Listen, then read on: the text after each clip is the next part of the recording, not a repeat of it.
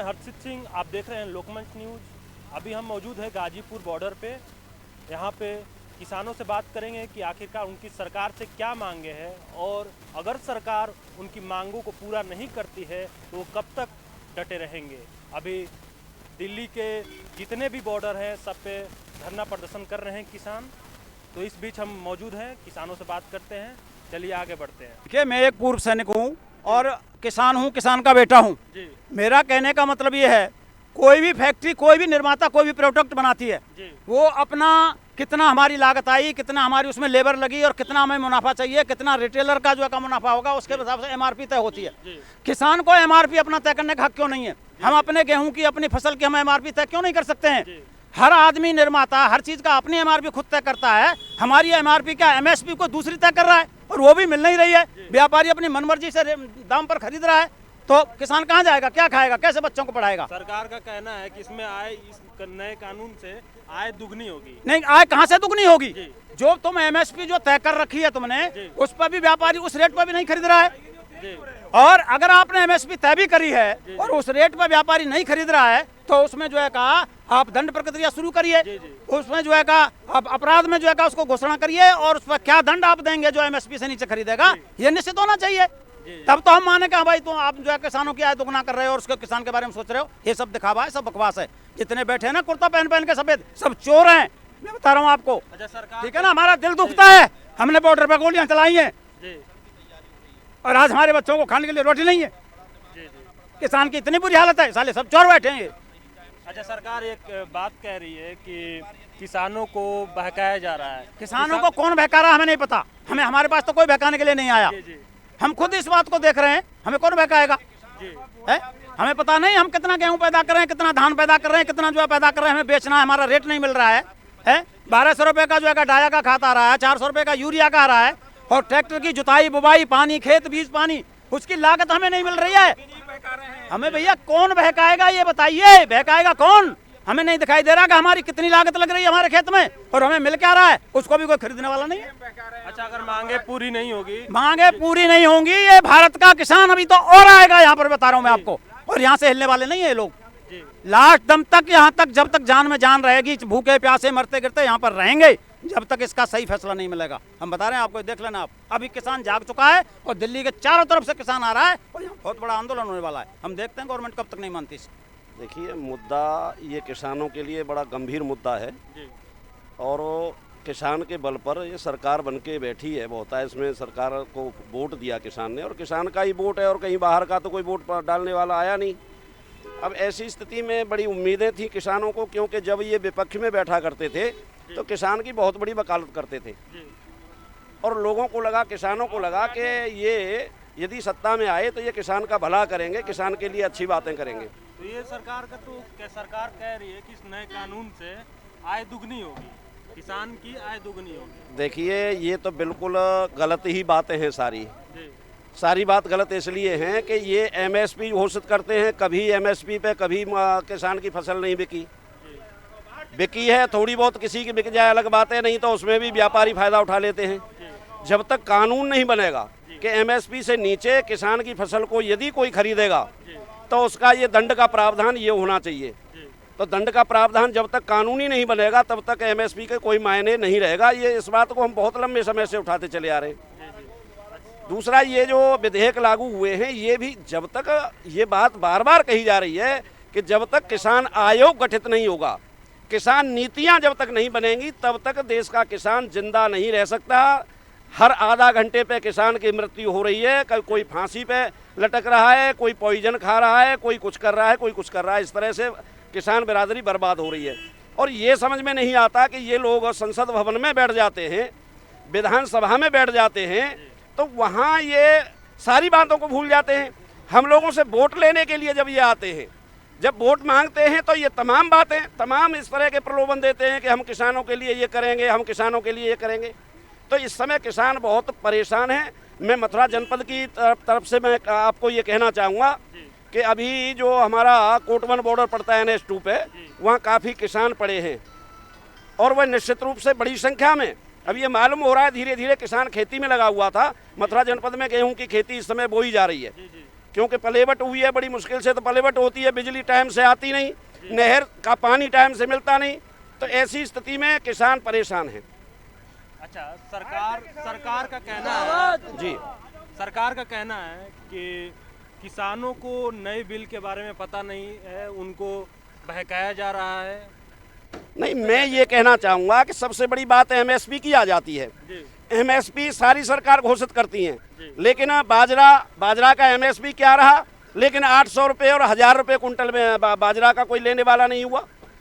ऐसे ही धान का जो एमएसपी घोषित है 900 रुपये और 1000 रुपये में धान किसान का बिका है, उसे भी कोई लेने वाला नहीं हुआ। तो ये सारी चीज़ें जो कही जा रही हैं, एमएसपी को ये कानून का दर्जा क्यों नहीं दे देते? जब इनकी नीयत में कोई खोट नहीं है और किसानों के लिए ये अच्छी सोच पैदा कर रहे हैं, तो इनको एमएसपी पे कानून बना देना चाहिए। इससे कम रेट पे यदि किसान की फसल को कोई खरीदता है, कोई भी फसल हो जिस पे एमएसपी घोषित कर रखा है, तो उससे कम पे कोई खरीदेगा तो उसके लिए ये दंड का प्रावधान होगा। इसलिए एमएसपी से नीचे जो खरीद करेगा उसके लिए ये दंड का प्रावधान होगा, इतने दिन की सजा होगी या इतने दिन का उसमें इतने रुपए का जुर्माना होगा। ये सारी चीज़ें क्यों नहीं कर देते? ये बातें बहुत करते हैं, वादे बहुत करते हैं, लेकिन वादों को, अब एक बात हमें अच्छा लगता था कि ये विपक्ष में बैठे हैं भाई, भारतीय जनता पार्टी के मुकाबले किसान के लिए कोई आवाज़ नहीं उठा रहा संसद भवन में, लेकिन उस समय की आवाज़ और आज के विचार में क्यों परिवर्तन हो गया, ये हमारी समझ से परे हो रहा है। फिर हम लोगों के ऊपर पहले भी मैं याद दिलवाना चाहूँगा आपका 2018 का, मैं आपको बताना चाह रहा हूँ 2018 में भी यहाँ से वाटर कैनन दिया गया, आंसू गैस के गोले, मिर्ची बम तोड़े गए, लाठियाँ भांजी गई, तमाम रोक अवरुद्ध किया गया, लेकिन इनको ये लगा उस समय ये रिजल्ट पे पहुँचे कि किसान रुकने वाला नहीं है, किसान घाट जा करके रहेगा। भारतीय किसान यूनियन किसान का।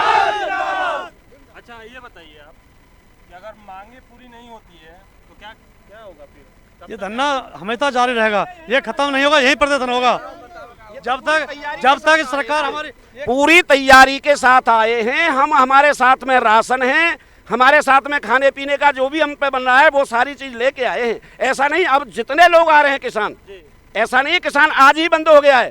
किसान जब तक यहाँ रहेगा, और कोई संगठन और कोई दल की बात नहीं है, किसान विभाजित नहीं है, किसान एक है। किसान की बेइज्जती एक की हो रही है, वो सारे किसानों की बेइज्जती हो रही है।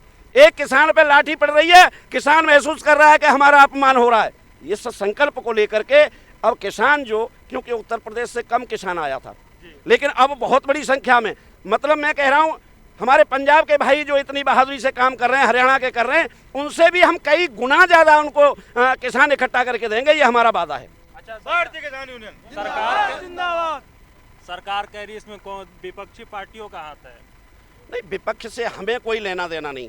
हम किसी पार्टी पे, हमारे लिए तो जैसे कह देते हैं ना, किसी को नौता दे दिया जाए वो 5 किलो खाने वाला है।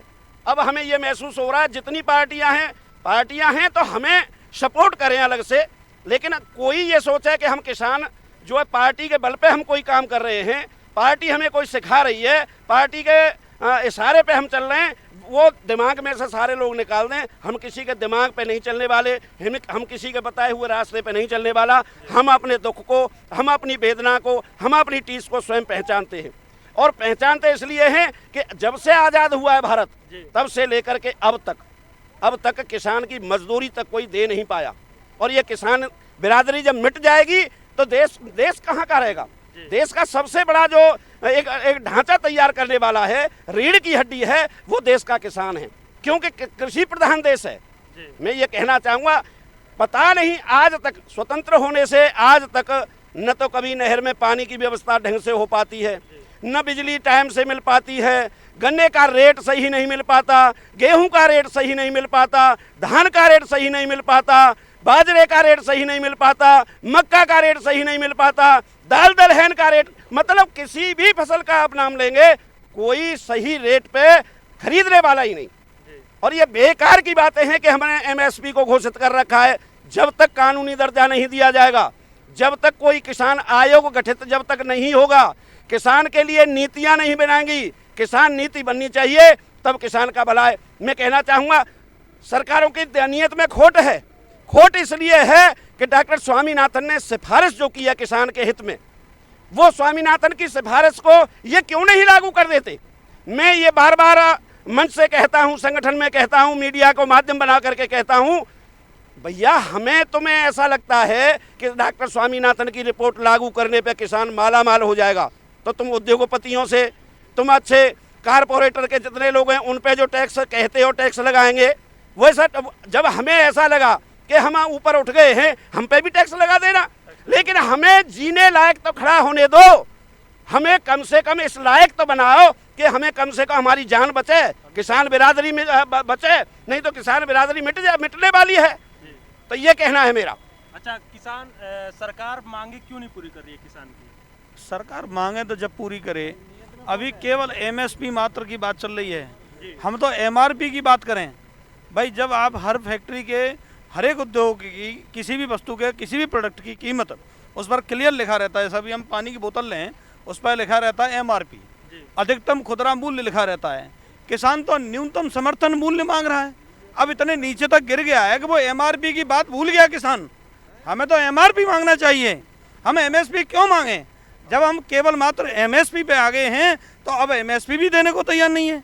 भाई ये कहाँ का नियम है? एक ही देश में रहने वाले व्यक्ति, आप अगर उद्योगों से टैक्स लेते हो तो उस टैक्स की वसूली किसानों से करना कोई मना नहीं करेगा।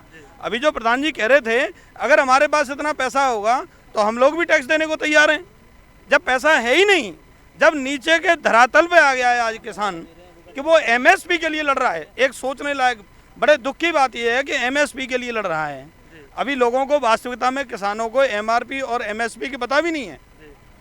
हकीकत तो बात यह है कि सरकार में एक किसान का कानून का एक गठन होना चाहिए, एक बाकायदा एक बोर्ड बनना चाहिए, जिस बोर्ड के जो मेंबर्स हों वो किसानों में से सेलेक्ट करने चाहिए पूरे हिंदुस्तान के।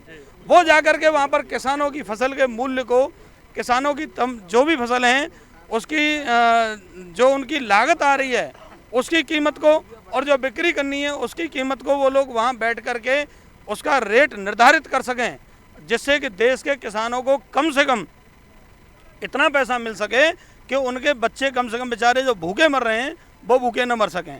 आपको भी अभी किसानों की उस नीचे के तबके की स्थिति के बारे में पता नहीं है। वास्तविकता तो ये है कि जो कानून में आज जो बैठ रहे हैं संसद में लोग, वो किसानों की ही संतान हैं, लेकिन यहाँ से जाकर के जैसे ही पार्लियामेंट में बैठते हैं वो किसानों की बात को भूल जाते हैं। बड़े बड़े उद्योगपतियों के साथ में उनका मिलना हो जाता है। जी ऐसा है कि किसान के साथ साथ सरकार की जिम्मेदारी, अब आप मीडिया से मैं कहना चाहूँगा, मैं आपकी वकालत नहीं कर रहा लेकिन हकीकत को कह रहा हूँ, आप लोग जिस तरह से अपनी जान पे खेल करके ये खबरें छापते हैं, ये लोगों तक खबर, सही खबरें देने का काम करते हैं, आपको कौन सी व्यवस्था है? आज तक सरकार का दायित्व नहीं, सरकार को मीडिया वोट नहीं देती, सरकार के लिए बात पक्ष नहीं रखती मीडिया।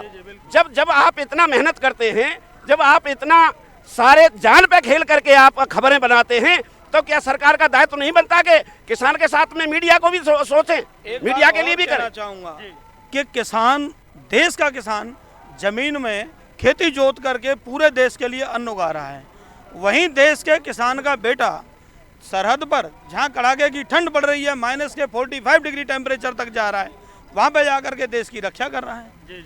अरे कम से कम इतना ही सोच लो, जो देश की रक्षा कर रहे हैं, जिनकी वजह से आज हम सब लोग सुरक्षित बैठे हैं, उनके लिए ही सोच लो भाई। कम से कम उन किसानों के लिए ना सोचें जो खून पसीने की मेहनत करके अन्न उगा के ला रहे हैं, उनके बेटे की तरफ ही सोच लो जो देश की रक्षा कर रहे हैं। माध्यम से ये मैं बताना चाहता हूँ कि पूरे उत्तर प्रदेश में पर डे पर किसान का अगर हिसाब लगाएं तो 20 किलो धान भी नहीं गवर्नमेंट खरीद रही। कितनी शर्मनाक हित है ये कि हमारा किसान इतना, मतलब गवर्नमेंट ने फेंक दिया कि 20 किलो ही उसका धान खरीदेगी, उगाता क्विंटलों में है और खरीद कितना रही है 20 किलो। ये क्या गवर्नमेंट कर क्या रही है? इसलिए आज हम सड़कों पे आए हैं। जब तक हमें हमारे हक नहीं मिल जाएंगे तब तक हम वापस नहीं लौटेंगे। क्या नाम है आपका? मेरा नाम मंजीत सिंह है। कहाँ से आए आप? जिला शाहजहांपुर यूपी से। अच्छा, कितने दिन से हैं आप? हम लोग 4 दिन से यहाँ पर आए हुए हैं। अच्छा, क्या मांगे आप सरकार से? हमारी मांग यही है, जो काले कानून चारों दुरातीन लगाए गए हैं, इसको वापस लिया जाए। अच्छा, कल की बैठक में क्या बात हुई? कल की बैठक में उन लोगों ने कहा कि आप ये बताओ कि आपको इसमें से कौन कौन सी चीज़ों पे परेशानी है। और किसानों ने तो इनको पहले आप लिखित में मांग रहे हैं कि लिख के दीजिए कि इसमें कानून में क्या गलत है। अच्छा, आप कानून में क्या चाहते हैं? हम लोग कानून में ये चाहते हैं कि जो इन लोगों ने अनाज के ऊपर कानून बनाया है, जो उसका रेट होता है वो लिख के दे दे कि जो रेट से नीचे किसान का धान, गेहूं, कोई भी अनाज खरीदता है उसको जेल होगी, उस पर कार्रवाई होगी। अगर सरकार आपकी मांगे पूरी नहीं करती है तो आप क्या करेंगे? हमारे प्रतिनिधि रकेट का जो हमें कहेंगे, जो आदेश करेंगे वो हम करेंगे, लेकिन हम लोग उनके नेतृत्व में हैं। किसके नेतृत्व में आप? रकेट का जी के। जी, ये कौन है? जब भारतीय किसान यूनियन के प्रवक्ता जी हैं, नरेश टिकैत जी हैं जो राष्ट्रीय अध्यक्ष हैं, और उन लोगों के नेतृत्व में हम लोग आए हैं। हम लोग अगर नेतृत्व में ना होते तो आप लोग तो आपका बैरियर तोड़ के पहुंच गए होते। जब कोई हमारे आगे है उसकी बात माननी न है, उनकी बात मानकारी हम बैठेंगे, उनकी बात मानकारी उठेंगे, और जहां भी हमें चलने को कहेंगे वहां पर जो कानून आया है इसके बारे में सबको पता है, क्योंकि जो हमारी सरकार कहती है कि इससे आय दुगनी होगी। आय तो दुगनी हो ही जाएगी। ये कानून अभी लागू हुए हैं तो हम आय दुगनी हमारी होगी। हमारा धान 1000 रुपये में बिका, 1868 रुपये में रेट है, और बिका कितने में है? 1000 में, 900 में, तो आय दुगनी तो होगी हमारे लोगों की। इस बार की बता रहे हैं अरे अभी कानून लगा तो आड़ती को ये ही नहीं पता कि हमारा गेहूं धान कितने में बिकेगा। जो उन लोगों ने हमसे गेहूं लिया था वो उन लोगों को भी 1600 में बेचना पड़ा। भाई जिस चीज़ का असर हमें पहले ही पता चल गया, और भंडार सीमा इन्होंने ख़त्म की है। आलू प्याज का रेट देख लो क्या है बाज़ार में। भाई जब हमारे पास आलू प्याज होता है तो 2 रुपये किलो बिकता है, 5 रुपये को आलू प्याज होता है, 12 रुपये तक बढ़ता है, और आज 80 रुपये में लेके खा रहे हैं। तो इस चीज़ का आपको असर, आपको भी पता होगा, आपके घर में सब्जी बनती होगी तो आपको पूरा पता होगा कि कानून क्या है। कानून का असर हुआ तभी तो ये हाल हुआ हमारा। क्या नाम है आपका? मैं दिनेश शर्मा, गौतम बुद्ध नगर जिला प्रवक्ता, भारतीय किसान यूनियन। अच्छा, अभी क्या चाहते हैं आप? सरकार से क्या मांगे आप? सरकार से हमारी मांग है एमएसपी को कानून बनाइए। जी, जो मैक्सिमम सेल प्राइस आपने रखा है उसमें अगर उससे नीचे कोई भी खरीद करता है तो उसमें उसको सजा का प्रावधान होना चाहिए। अच्छा, कल जो बैठक होने वाली है उसमें आप सरकार से क्या मांग करेंगे? हमारी यही मांग है जी, कि एक तो किसान को जो कॉन्ट्रैक्ट फार्मिंग में किसान से कॉन्ट्रैक्ट फार्मिंग करते हैं उसमें यह है कि अगर उन दोनों पार्टियों के बीच कोई विवाद होता है तो सिर्फ वो एसडीएम कोर्ट तक ही जा सकता है किसान। तो हमने उसमें ये मांग की है कि हम एसडीएम कोर्ट से नहीं, हमें आगे भी कोर्ट में जाने की किसान को छूट होनी चाहिए उसमें। अच्छा, अगर मांगे पूरी नहीं होती है मोदी सरकार की तरफ से जी, तो आप क्या करेंगे? हम क्या करेंगे? हम तो देख नहीं रहे हैं आप, हम तो पड़े रहेंगे रोड पर जब तक नहीं मांगेगी सरकार हमारी मांगे, जब तक नहीं मानेंगे मोदी जी। अच्छा, अभी आप यहाँ बॉर्डर पे, गाजीपुर बॉर्डर पे हैं जी, दिल्ली क्यों नहीं जा रहे हैं? दिल्ली तो अभी किसान जा रहे हैं। नहीं कहाँ जाएं दिल्ली, बताओ? हम दिल्ली में ही तो पड़े हैं, बॉर्डर पे पड़े हैं दिल्ली के। जी, तो आप सरकार बात करने के लिए बुलाएगी तो जाएंगे। कल भी हमारे लोग गए थे, कल किसान प्रतिनिधि गए थे। अच्छा, कल क्या बात हुई थी? लेकिन कोई बात नहीं हुई। वो तो वही है कि जी आपके फायदे के लिए। देखो हमारा फायदा हमें तो दिख नहीं रहा, सरकार को दिख रहा है। पता नहीं कैसा फायदा देख रहे हैं वो हमारा। उनका कहना है कि पहले से आय दुगनी होगी।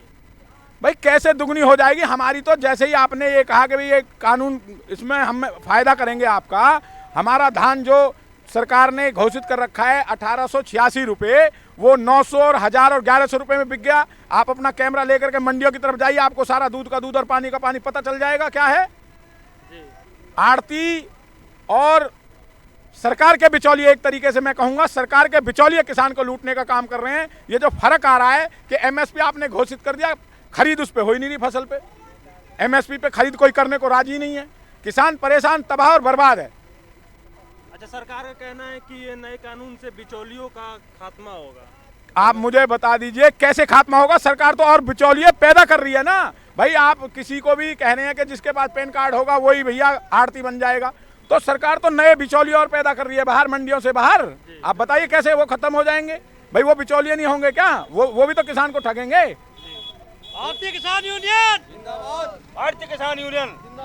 कैमरामैन मनोज के साथ मैं हर्षित सिंह, लोकमंच नोएडा।